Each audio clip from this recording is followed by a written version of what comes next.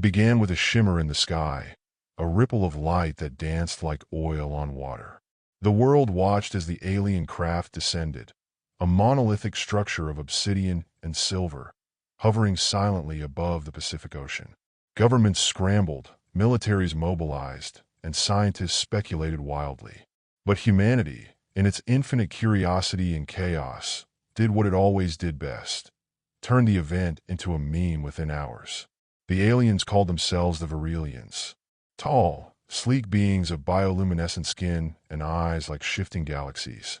They spoke not with words but through a harmonic resonance that vibrated in the bones. Their technology was centuries ahead of ours, their knowledge vast and incomprehensible. They claimed to come in peace, though their arrival carried an air of quiet superiority, as if they were here to evaluate our worth. For weeks, humanity tried to impress them. Delegations presented works of art, scientific achievements, and philosophical treatises. The Virelians listened politely, but remained inscrutable. World leaders grew desperate.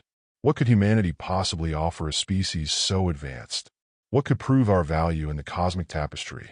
The answer came not from politicians or scholars, but from a 19-year-old college dropout named Mia Alvarez. She was live streaming from her cluttered bedroom when she pitched the idea to her modest following. What if we just showed them TikTok? Like, seriously, let's give them the good stuff. Cat videos, dance challenges, weird cooking hacks. If that doesn't win them over, nothing will.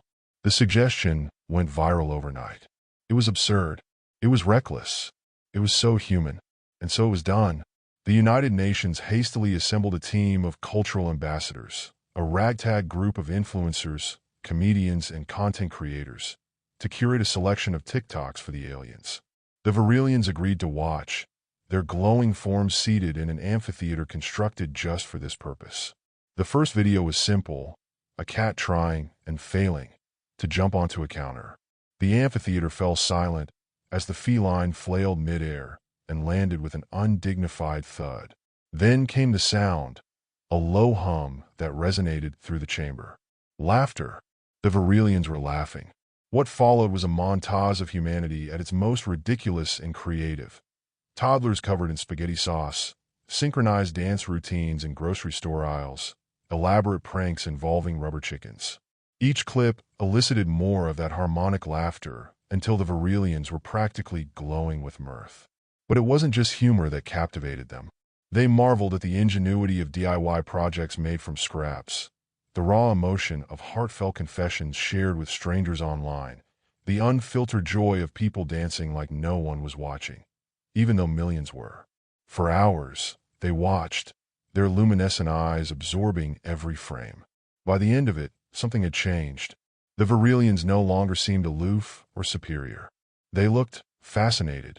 Their leader, a being known only as Orzal, rose from their seat and addressed humanity for the first time since their arrival. Their voice reverberated through every corner of the amphitheater. "You are chaotic," Orzal said slowly, as if tasting the word. "Chaotic in ways we cannot comprehend. But within your chaos lies something extraordinary. Creativity born from imperfection, resilience forged through humor." The Virelians explained that their own society had long since eradicated chaos. They had achieved perfection, but at a cost. Their culture had stagnated. Innovation was rare, joy even rarer. Humanity's unfiltered expression was like nothing they had ever encountered. And then came their request. They wanted more TikToks. Governments hesitated at first. Surely this couldn't be what defined humanity to an interstellar audience? But public opinion was overwhelming. If TikTok could bridge the gap between species, who were they to argue? As weeks turned into months, something remarkable happened. The Virelians began creating their own content. Their first attempts were awkward, stiff imitations of human trends, but they quickly evolved. Soon, alien dance challenges and zero-gravity cooking tutorials flooded Earth's feeds alongside human creations. The exchange wasn't one-sided either. Inspired by alien aesthetics and technology glimpsed in their videos, humans began pushing creative boundaries in ways never before imagined. For the first time in history, Earth wasn't just surviving, it was thriving through connection and collaboration with beings from another world. But not everyone was pleased with this newfound harmony. Beneath the surface of viral challenges and interstellar collaborations, tensions simmered. Certain factions on Earth, political hardliners, conspiracy theorists, and those who simply feared the unknown, viewed the Varillians' embrace of human culture as a calculated ploy. They whispered of hidden agendas, of alien infiltration disguised as harmless entertainment. The tipping point came when a Varillian video went viral for all the wrong reasons. It featured a group of their youth attempting a human dance trend, but inadvertently mimicking movements that resembled a sacred gesture in one Earth religion. The backlash was immediate and fierce. Protests erupted across continents, accusing the aliens of cultural appropriation and disrespect. The Varillians, unaccustomed to such emotional volatility, were visibly shaken. Orzal issued an apology, their harmonic voice trembling with regret. "We did not mean offense," they said, their bioluminescent skin dimming in sorrow. "We seek only to learn from you, to share in your boundless creativity." But the damage was done. The incident became a rallying cry for anti-alien groups, who began demanding the Varillians leave Earth.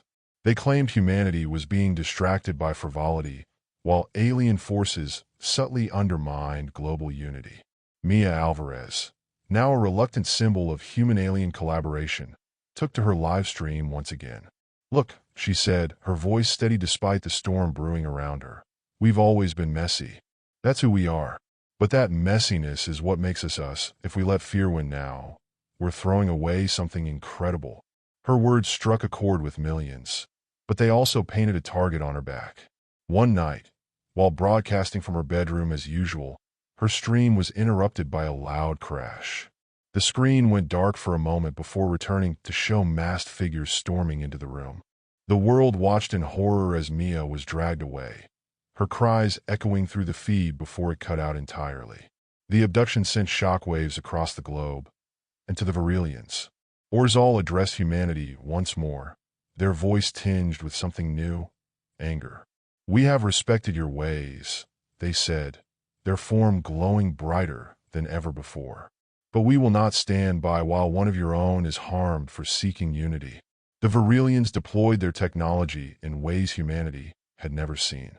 Within hours, Mia's captors were located and apprehended without a single shot fired. She was returned unharmed but visibly shaken. The incident marked a turning point. The Varillians' swift intervention silenced many critics, but also raised new questions about their capabilities and their intentions. Meanwhile, humanity grappled with its own reflection. The chaos that had once charmed the Varillians now seemed like a double-edged sword.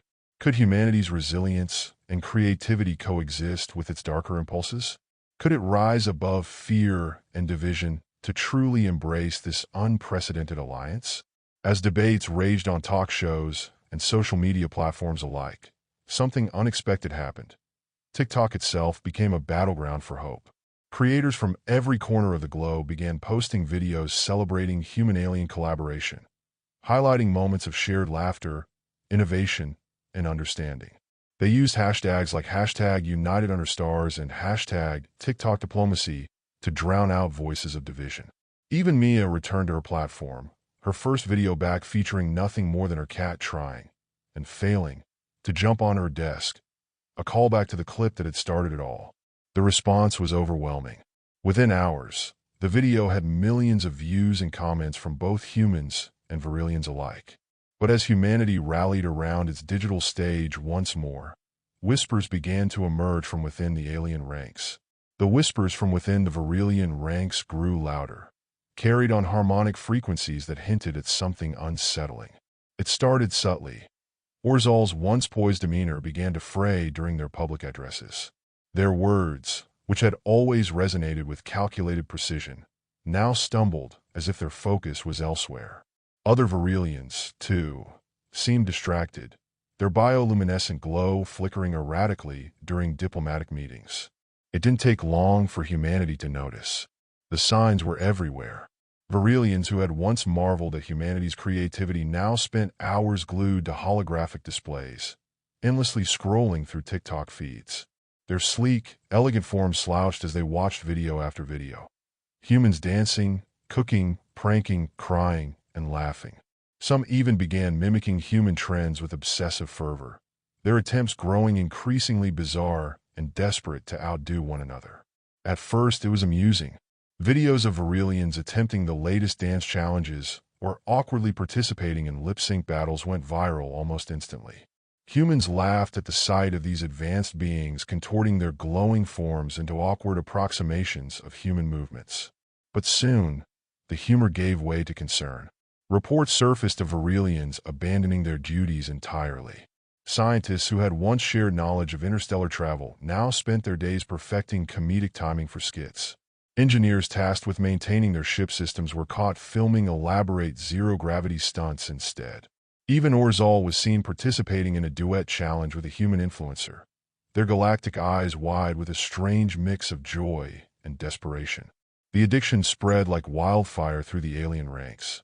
Their society, once defined by discipline and purpose, began unraveling under the weight of endless short-form content. The very chaos they had admired in humanity was now consuming them. Humanity watched in a mix of fascination and horror as the Varillians spiraled further into their newfound obsession. Alien cities aboard their massive craft, once glowing hubs of innovation, fell eerily silent as more and more Varillians retreated into private quarters to scroll endlessly. Their bioluminescent skin dimmed as they neglected basic needs in favor of chasing the dopamine rush of viral content. Mia Alvarez, now something of an ambassador between species, was among the first to sound the alarm. "This isn't what we wanted," she said during a live stream that drew millions of viewers. "We wanted to share who we are, not break them." But by then, it was too late. The Varillian addiction had reached critical mass. Attempts were made to intervene. Human psychologists and tech experts collaborated to create alien-friendly digital detox programs, but they were met with resistance or outright failure. The Varillians had no concept of addiction. Their society had long since eradicated such vulnerabilities through genetic engineering and cultural conditioning. They were wholly unprepared for the sheer pull of TikTok's algorithmic mastery. And yet, humanity couldn't help but see the irony. The very technology that had been criticized for eroding human attention spans was now wreaking havoc on beings who had once considered themselves superior. But things took a darker turn when critical systems aboard the alien craft began to fail. The first sign came when Earth's astronomers noticed a sudden dimming in the ship's energy field, a shimmering barrier that protected it from cosmic radiation and micrometeorites. Without it, the vessel would be vulnerable to catastrophic damage. When human engineers offered assistance, they found that the Varillian technicians responsible for maintaining the field had abandoned their posts entirely to participate in a trending "try not to laugh" challenge. Then came reports of food shortages aboard the ship. The Varillians' automated agricultural systems, designed to sustain them indefinitely, had fallen into disrepair as maintenance crews became consumed by endless scrolling. Entire sections of their craft were left dark and lifeless as power systems failed one by one. Orzal finally addressed humanity again, though they looked nothing like the commanding figure who had first descended upon Earth months earlier. Their bioluminescence flickered weakly, and their voice trembled with exhaustion. "We underestimated you," they admitted, their galactic eyes dull with fatigue. "Your chaos is not merely creative, it is consuming."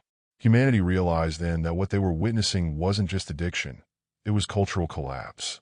The once mighty Varillians were crumbling under the weight of humanity's most frivolous creation. And while some humans gloated, mocking the aliens for succumbing so easily, others saw an opportunity to help. But even as efforts began to save their alien allies from themselves, whispers emerged from within humanity's own ranks. What if this wasn't a problem? What if this was an advantage? After all, hadn't humanity just discovered its greatest weapon? The backlash came swiftly and without warning. One day, the Varillian ship, now dim and faltering, suddenly surged with energy. Its shimmering energy field snapped back into place, and for the first time in weeks, the aliens seemed to regain their composure. Orzal, looking haggard but resolute, summoned humanity's leaders to an emergency meeting aboard their craft. The invitation was not a request. Mia Alvarez was among those brought aboard. Her presence demanded, as the human responsible for this chaos. She stood awkwardly in the grand chamber of the Verilian Council, surrounded by Earth's top diplomats and military officials. The room pulsed with alien light, a stark contrast to the grim expressions of their hosts. "You have poisoned us," Orzal began, their voice reverberating with a guttural resonance that sent chills down human spines. "You have introduced a contagion into our minds, a virus of chaos that has spread through our people like wildfire. How dare you?" The accusation hung heavy in the air. Humanity's representatives stammered out apologies, explanations, excuses, but the Verilians were unmoved. Their once galactic eyes now burned with fury. And then things got worse. A holographic projection flared to life in the center of the chamber, displaying a council of alien species so diverse and terrifying that even humanity's most imaginative science fiction writers couldn't have dreamed them up. There were towering insectoid creatures with serrated limbs, hulking reptilian beings covered in plated armor, and amorphous entities that shimmered like liquid mercury. This was the Intergalactic Council of Deathworlders, a coalition of apex predators and extreme environment survivors who ruled vast swathes of the galaxy with an iron fist. The Verilians had called them here. One of the Deathworlders, a massive quadrupedal beast with obsidian scales and eyes like molten lava, spoke first. Its voice was a deep rumble that seemed to shake the very air. "We were told humans were amusing," it growled, its maw filled with razor-sharp teeth. "We were told they were creative, chaotic, unpredictable. But we were not told they were dangerous." Another alien chimed in, its form a swirling mass of translucent tentacles that glowed faintly from within. "You have weaponized your chaos," it hissed, its voice like wind through broken glass. "You have turned our allies into addicts, slaves to your mindless distractions." The accusations came one after another, each more damning than the last. "You've destabilized an entire species," snarled a wolf-like creature with fur that shimmered like starlight. "Your technology is insidious," spat another, a crystalline being whose form refracted light into dazzling rainbows. "It preys on vulnerabilities we did not even know we had." Humanity's delegation was overwhelmed.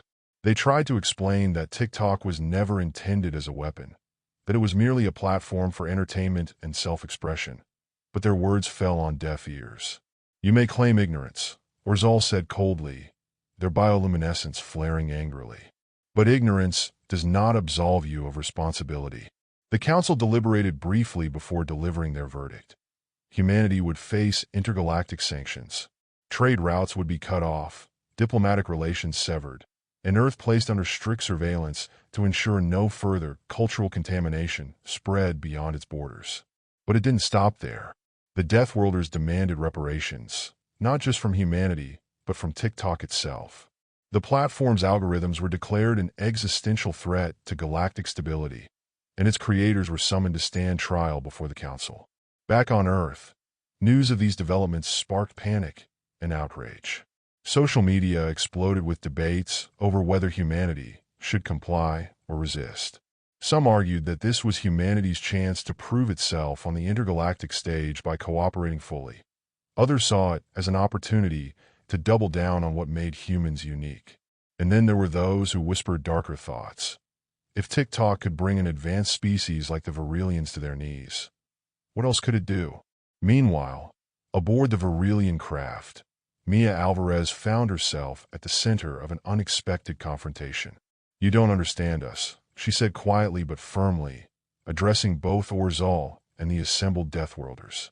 "You think TikTok is dangerous because it made you feel things you couldn't control, because it showed you parts of yourselves you didn't even know existed." She stepped forward, her voice growing stronger. "But that's what makes us human. We embrace chaos because it forces us to grow. It challenges us to adapt, to create, to connect." The Deathworlders hissed and growled in disapproval, but Mia pressed on.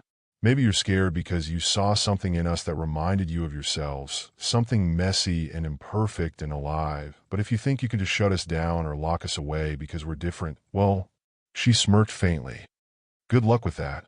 Her words hung in the air like a challenge, a spark threatening to ignite something far bigger than anyone could imagine. For a moment, there was silence, and then Orzal spoke again, but this time Their tone was different, colder, sharper. "You misunderstand us," they said slowly. "This is not fear. It is fury." And as they spoke those words, something shifted within the chamber. A collective realization among humanity's delegation that this wasn't just about TikTok anymore. This was about survival. And humanity had just made some very powerful enemies. The first strike came without warning. As Earth's delegation scrambled to respond to the accusations, the Varillian ship unleashed a pulse of energy that rippled through the atmosphere, disabling satellites and communications networks across the globe. The skies above Earth shimmered with auroras as the electromagnetic wave fried circuits and plunged cities into chaos. It was a declaration of war. The Intergalactic Council of Deathworlders wasted no time. Their fleets emerged from hyperspace like predators descending on wounded prey. Massive warships, each designed to thrive in the most hostile environments of the galaxy, surrounded Earth in a blockade that blotted out the stars. Humanity's fledgling space forces, little more than a handful of orbital defense platforms and experimental ships, were laughably outmatched. But humans had never been ones to back down from a fight. As the alien fleets prepared their assault, humanity's ingenuity kicked into overdrive. Engineers worked around the clock to restore communications, while hackers and programmers repurposed every piece of technology they could get their hands on. If TikTok had been powerful enough to destabilize an advanced species like the Varillians, then perhaps it could be weaponized in other ways. The first counterstrike was as unconventional as it was audacious. Using backup servers hidden deep within bunkers, humanity's tech teams launched a digital payload directly into the alien fleet systems. It wasn't a virus or malware, it was memes. Thousands upon thousands of memes, videos, and sound bites designed to overwhelm and distract. The results were immediate and chaotic. Alien pilots found their targeting systems flooded with looping clips of cats wearing sunglasses. Command centers were bombarded with audio distortions of trending TikTok sounds. Entire squadrons were thrown into disarray as their ships' interfaces displayed nothing but endless dance challenges. For a brief moment, it seemed as though humanity's absurdity might actually turn the tide. But the Deathworlders were not so easily defeated.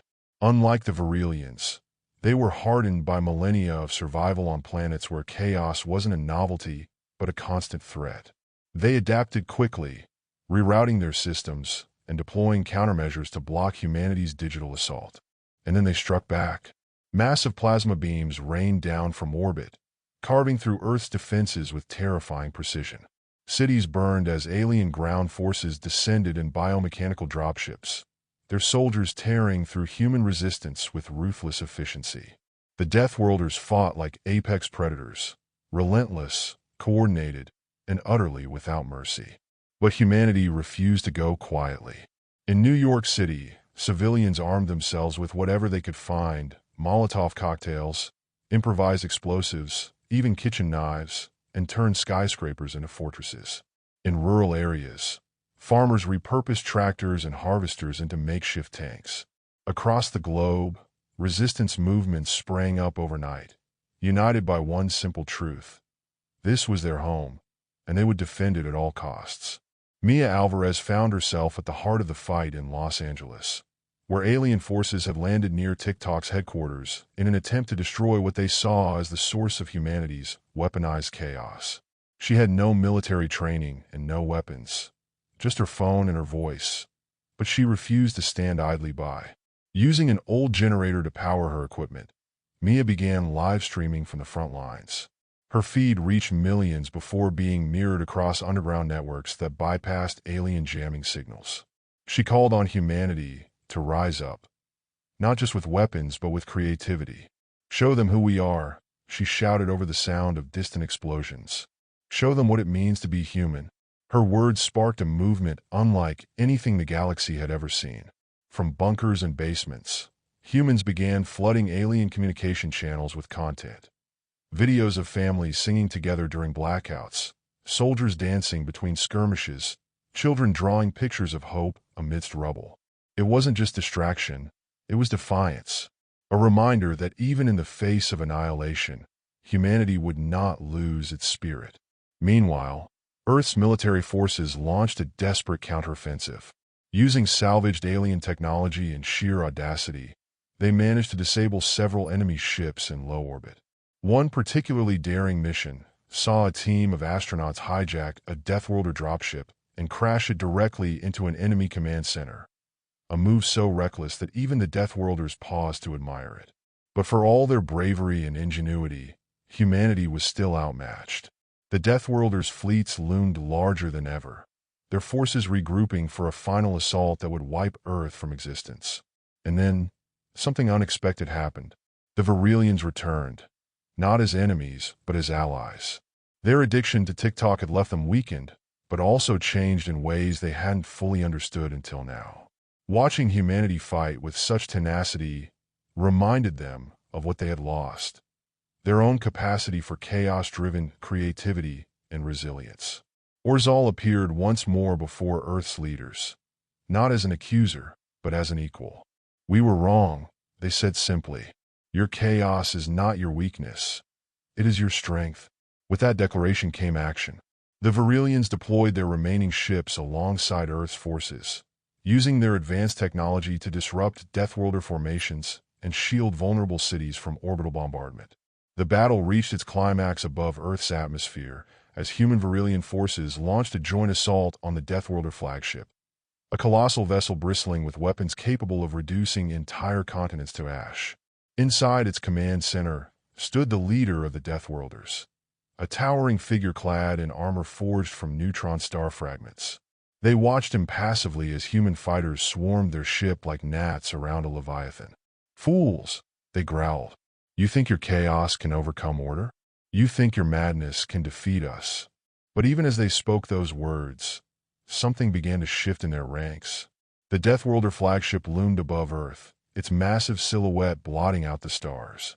Inside, the Deathworlder leaders stood in their command chamber, surrounded by glowing tactical displays. They had underestimated humanity and the Virelians once before, but this time, they were ready, or so they thought. Outside, the battle reached its fever pitch. Human pilots, inspired by their chaotic ingenuity, executed daring maneuvers that defied logic. They weaved through enemy fire, using the very unpredictability that had once been humanity's weakness as their greatest strength. Virelian ships, with their advanced shielding and precision weaponry, provided critical support, disrupting enemy formations and shielding Earth's forces from annihilation. The combined assault was relentless. Humanity and the Virelians worked together seamlessly, their alliance forged in the crucible of desperation and mutual respect. The Deathworlders fought back with ferocity, their ships bristling with weapons designed to dominate entire star systems. But for all their power and discipline, they lacked what humanity and the Virelians had discovered together: adaptability born from chaos. Then came the turning point. A team of human and Virelian operatives infiltrated the Deathworlder flagship in a final act of audacity. Using a combination of stealth and distraction, complete with holographic projections of viral dance challenges to confuse the ship's internal defenses, they reached the core of the vessel. There, they planted a device designed to disrupt the flagship systems. It was a masterpiece of human ingenuity and Virelian technology, a weaponized algorithm that exploited the ship's AI, turning its own complexity against it. The device activated with a pulse of light.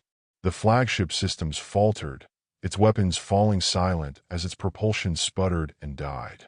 Outside, the Deathworlder fleet hesitated as their command center went dark. It was all the opening humanity needed. With a final coordinated strike, human and Virelian forces overwhelmed the remaining Deathworlder ships.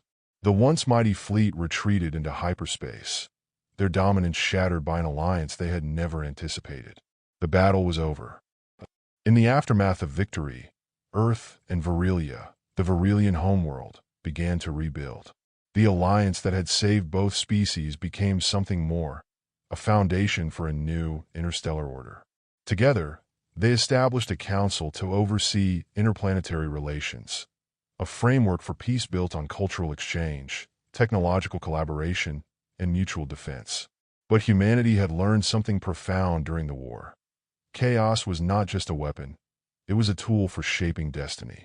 Recognizing this power, Earth's leaders devised a bold new strategy for interplanetary diplomacy, population control through cultural influence. Rather than relying on violence or coercion to maintain stability across the galaxy, humanity would wield its greatest strength, its creativity, to subtly guide other civilizations toward cooperation and growth. It began innocuously enough, carefully curated media campaigns that celebrated unity and innovation. Viral challenges designed to promote collaboration rather than division. Educational content disguised as entertainment. Over time, these efforts began to shape how other species viewed themselves and each other. The results were staggering. Entire planets adopted human-inspired reforms that improved governance and quality of life. Rival factions set aside centuries-old grudges after participating in collaborative projects sparked by human media trends. Even former enemies like the Deathworlders found themselves swayed by humanity's influence, though they would never admit it outright. But this new approach also raised uncomfortable questions. Was it ethical to manipulate other civilizations in such a way? Did humanity have the right to shape the destinies of others, even if it was for their own good?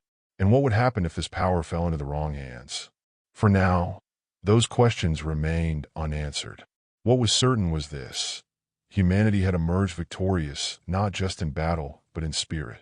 They had shown the galaxy that chaos could be harnessed for good, that imperfection could inspire greatness, and that even in an infinite universe filled with unimaginable dangers, there was nothing more powerful than an idea shared across billions of minds. As Mia Alvarez stood on a rebuilt Earth, watching as humans and Virelians danced together under a sky no longer darkened by warships, she couldn't help but smile. Humanity, she said softly to herself, is just getting started.